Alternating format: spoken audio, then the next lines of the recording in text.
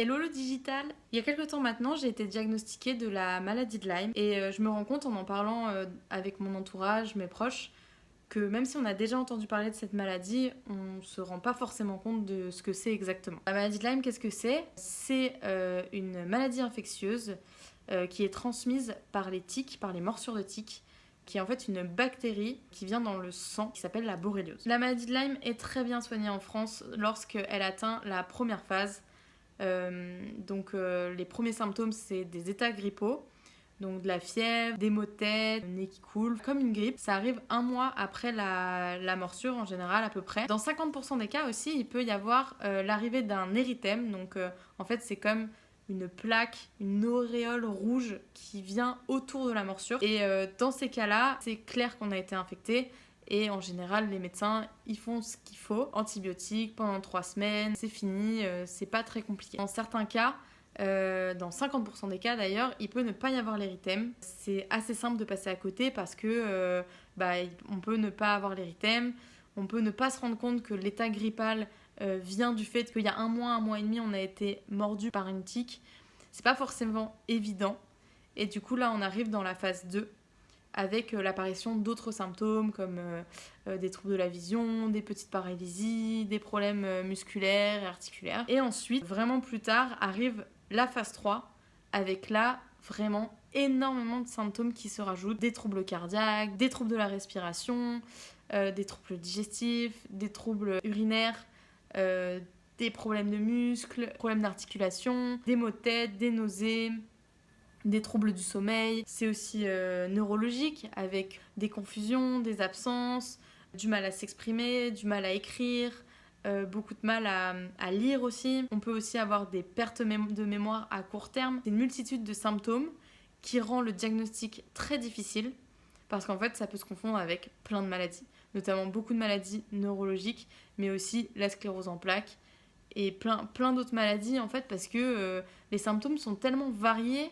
que ça peut être tout et n'importe quoi en fait. La phase 3 est considérée comme la maladie de Lyme chronique, donc où tous les symptômes sont chroniques. Aujourd'hui en France, la maladie de Lyme chronique est pas très bien prise en charge parce qu'elle est très dure à être détectée. Parce qu'au bout d'un moment, pendant la phase 3, quand ça fait bien un an qu'on a été mordu, même plus, la bactérie n'est plus visible dans le sang. Donc même si on fait le test de la maladie de Lyme qui s'appelle le test ELISA, le test sera négatif. Il y a beaucoup de faux négatifs de la maladie de Lyme en France. Comme la maladie de Lyme chronique, donc la phase 3 n'est pas prise en considération, si on est négatif, il n'y a pas plus de recherches que ça qui se font. Pour parler de mon cas personnel, les symptômes sont arrivés quand j'avais 13 ans. Donc ça a commencé par des pertes de connaissance, des gros troubles digestifs, et petit à petit, des troubles de la respiration, des troubles cardiaques, des douleurs dans les muscles, qui me font arrêter le sport, font avoir des difficultés à l'école.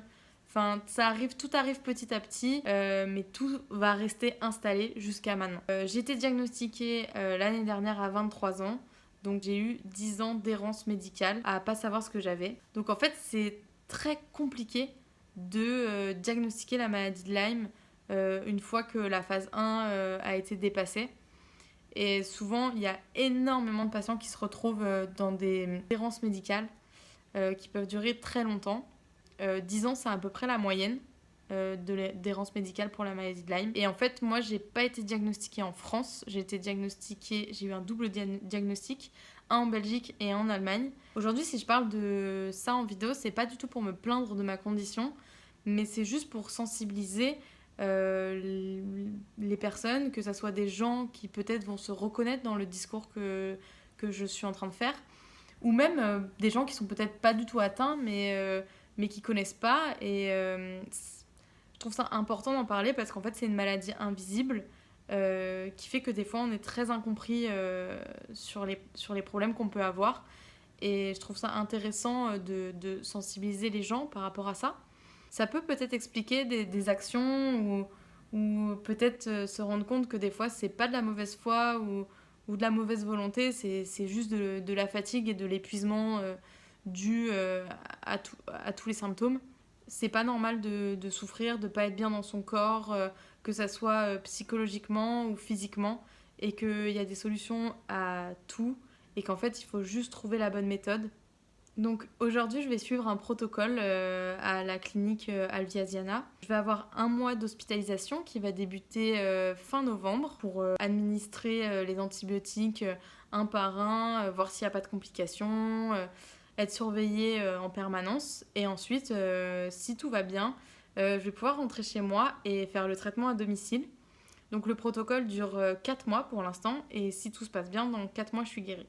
Si jamais il y a des complications, évidemment, le protocole va s'allonger, mais ça va être vu au fur et à mesure. C'était important pour moi de vous partager tout ça parce que déjà, c'est pas très connu. Il y a vraiment énormément de choses à dire sur la maladie de Lyme. J'ai essayé d'être le plus synthétique possible, que ce soit juste la maladie elle-même, mais aussi tout ce qui se passe avant le diagnostic, donc toute l'errance médicale, ce que ça fait physiquement, ce que ça fait psychologiquement, toutes les étapes voilà, pour en arriver au protocole de traitement. Il y a vraiment beaucoup de choses à dire et je vais pas tout développer ici. L'idée, c'était vraiment de répondre à des questions de base que je peux beaucoup entendre lorsque je dis que j'ai la maladie de Lyme. Je remercie toutes les personnes qui ont regardé la vidéo jusqu'au bout. Et je sais pas si je vais le faire, mais en tout cas, si vous voyez plein de stories à l'hôpital, tout va bien, tout est normal. Merci beaucoup, je vous fais des bisous.